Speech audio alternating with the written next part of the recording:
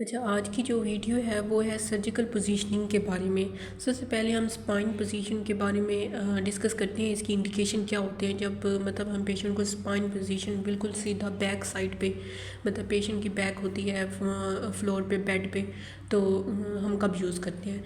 ये जब एक पेशेंट जब रेस्ट पोजीशन में तब यूज़ करते हैं, और फर्दर इसको हम यूज़ करते हैं जब पेशेंट की इंटीरियर पे हमने असेसमेंट करनी हो ना, इंटीरियर पार्ट्स की उसकी असेसमेंट करनी हो तब यूज़ करते हैं। और जब पेशेंट की एब्डोमिनल, फेशियल और एक्सट्रीमिटी जो प्रोसीजर्स होते हैं ना उसमें यूज़ करते हैं। या पेशेंट का हमने अगर हिप्स और पेल्विस की एग्जामिनेशन कर रहे हो तो तब इसके बाद जो पोजीशन है वो है हमारे पास प्रोन पोजीशन। प्रोन पोजीशन में ये होता है कि वो स्पाइन पोजीशन के अपोजिट है। इसमें ये होता है कि अब जो फेस होगा वो फ्लोर की तरफ होगा और जो बैक होगी वो अप की तरफ होगी, मतलब कि ऐसे समझे रूम में रूफ़ की तरफ होगी। तो इसमें ये होता है कि ना इंडिकेशन इसकी ये है कि हम इसको यूज़ करते हैं ड्रेनेज ऑफ माउथ।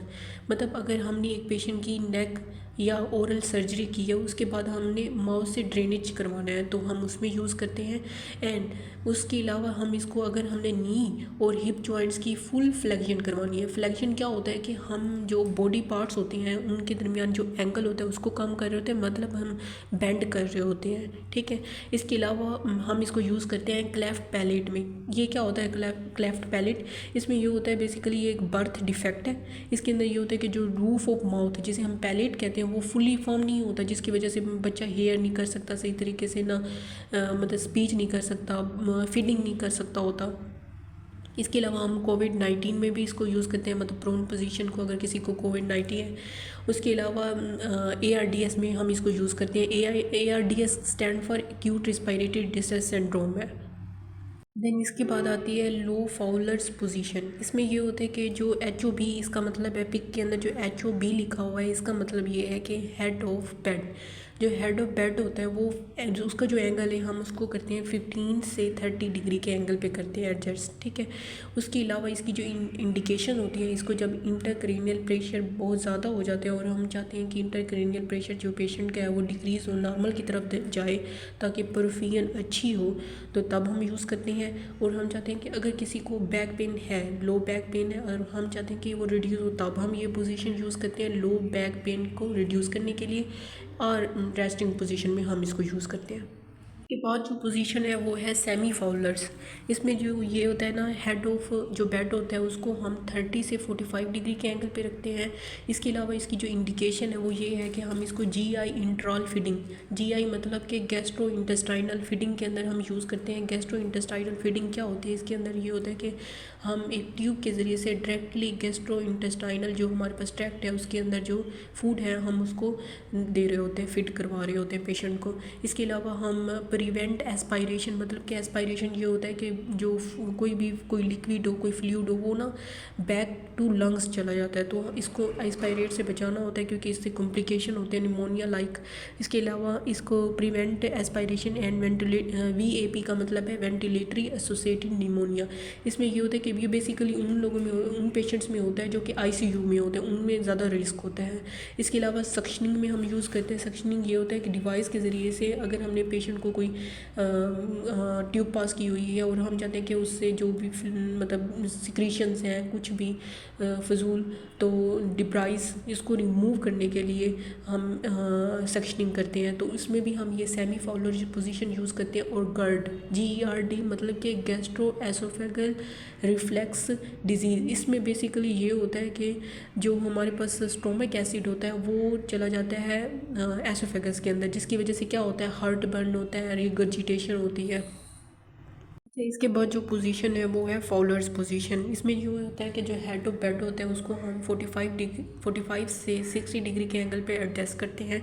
इसके अलावा इसकी जो इंडिकेशन है वो ये है कि इसकी सारी सेम थिंग्स वैसे हैं, मतलब इंडिकेशन जो है जैसे हमने लो और सेमी फाउलर्स पोजीशन में हमने यूज़ किया था इंडिकेशन, जैसे उसमें ये था कि लो में हम यूज़ कर रहे थे जब इंटरक्रेनियल प्रेशर ज़्यादा हो रहा था, इंटरक्रेनियल प्रेशर ज़्यादा हो रहा था तब हम यूज़ कर रहे थे।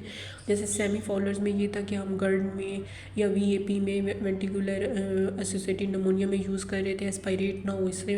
और रेस्ट में आफ्टर फीडिंग, अगर पेशेंट को एनजी ट्यूब लगी हुई है और एस्पायरेशन का रिस्क है तो तब हम आफ्टर फीडिंग के बाद रेस्ट पोजीशन में हम इसको यूज़ करते हैं। और इसके अलावा अगर हम पेशेंट को प्रिपेयर करवा रहे हैं, उसको रेडी करवा रहे हैं वॉकिंग के लिए, तब हम यूज़ करते हैं। एंड जब हमने डिक्रीज़ हो गया हो इंटरक्रेनियल प्रेशर, मतलब हमने डिक्रीज़ इंटरक्रेनियल प्रेशर में भी हम इसको यूज़ करते हैं।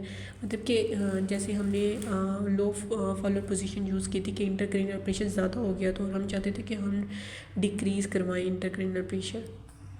इसके बाद हमारे पास है पड़ी हाई फाउलर पोजीशन। इसमें जो हेड ऑफ बेड होता है उसकी जो पोजीशन होती है 60 से 90 डिग्री के एंगल पे होता है। वैसे फाउलर की पोजीशन 45 डिग्री से 60 डिग्री के एंगल पे थी। लो इससे कम हो जाता है और फिर सेमी थोड़ा हाफ हो जाता है। इसके अलावा है हमारे पास जो हाई है वो 60 से 90 डिग्री के एंगल पे हम उसको हेड ऑफ बेड को एडजस्ट करते हैं। इंडिकेशन जो है वो सेम जैसे फाउलर पोजीशन में, अदर फाउलर पोजीशन में हम यूज़ कर रहे हैं। फर्दर इसके अलावा इसमें एनजी, जब किसी पेशेंट में हमने एनजी ट्यूब इंसर्शन करनी है तब हम यूज़ करते हैं। पी पल्मोनरी एम्बोलिज्म, इसमें ये होता है कि जो लंग आर्टरी है उसमें ब्लड क्लॉट हो जाता है। मतलब ब्लड क्लॉट होने की वजह से जो आर्टरी होती है उसमें क्या आ जाता है, ब्लॉकेज आ जाता है। इसके बाद हम इसको लंग एक्सपेंशन में यूज़ कर सकते हैं, उसके लिए ये बेस्ट है। उसके अलावा अगर पेशेंट का बीपी जो है वो हाई हो चुका है, तब अगर हम चाहते हैं कि मतलब हमारी हेल्प करेगी ये पोजीशन कि अगर हमने पेशेंट का जो बीपी है उसको ड्रॉप करवाना है। उसके अलावा ऑटोनोमिक डिसरिफ्लेक्सिया में हम इसको यूज़ करते हैं। ऑटोनोमिक डिसरिफ्लेक्सिया का मतलब ये होता है कि जो पेशेंट है उसके अंदर क्या हुआ है कि जो उसका T6 है, मतलब ये बेसिकली एक स्पाइनल कोड इंजरी होती है। इसमें ये होता है कि T6 के लेवल पे उसके या उसके ऊपर वहाँ पे इंजरी हो जाती है। ट्रिगर क्या होते हैं, नोक्शियस स्टिमुलाई होते हैं, जो कि ब्लैडर जो होता है उसकी डिस्टेंशन की वजह से भी हो सकता है ऐसा।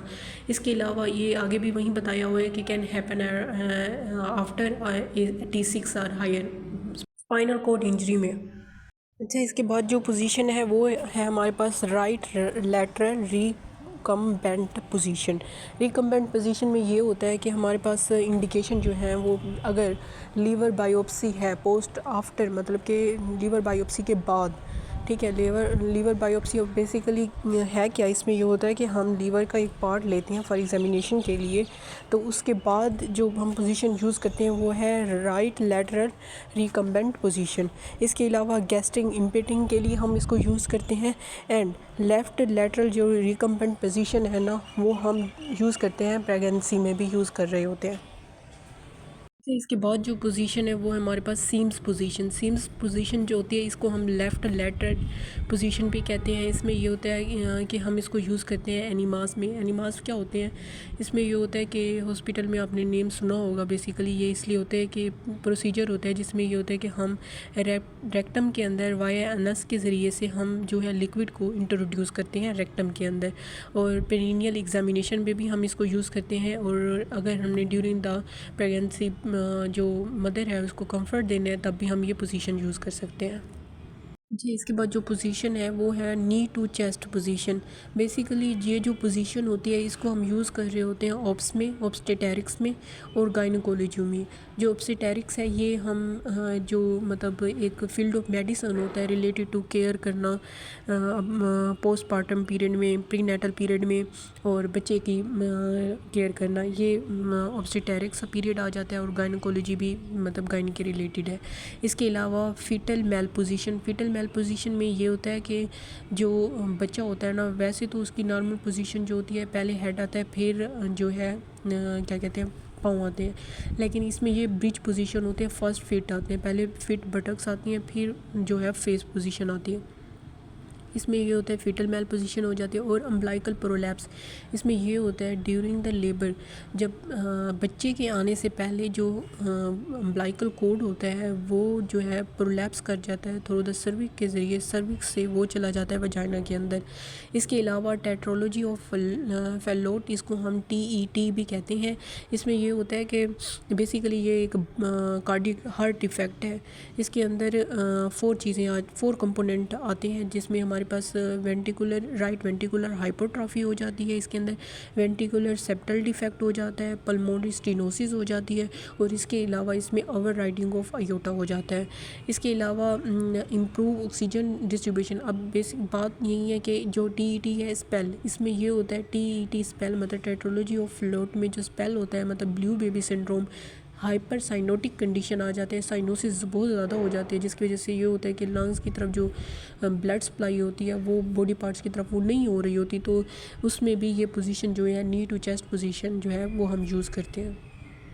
इसके बाद जो पोजीशन है वो है हमारे पास टेंडरलिन बर्ग पोजीशन। टेंडरलिन बर्ग पोजीशन में ये होता है कि हम इसको यूज़ करते हैं वेनस रिटर्न। अगर हमने वेनस रिटर्न को प्रमोट करना है, इसमें ये होता है कि हम हार्ट की तरफ ब्लड सप्लाई करवा रहे होते हैं via the venous, via the veins per unit time.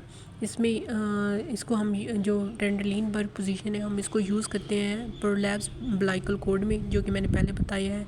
उसके अलावा एयर एम्बोलिज़म में हम यूज़ करते हैं। एयर एम्बोलिज़म में ये होता है कि जो हमारी ब्लड स्ट्रीम्स होती हैं उसमें क्या होता है, ब्लड क्लॉट हो जाता है। उसके बाद हाइपोटेंशन में भी हम यूज़ करते हैं। इसमें अगर हम गायनोकोलॉजी के दौरान अगर हाइपोटेंशन हो जाता है तब हम इसको यूज़ करते हैं, या एब्डोमिनल हर्निया हो जाता है तब हम इसको यूज़ कर रहे होते हैं।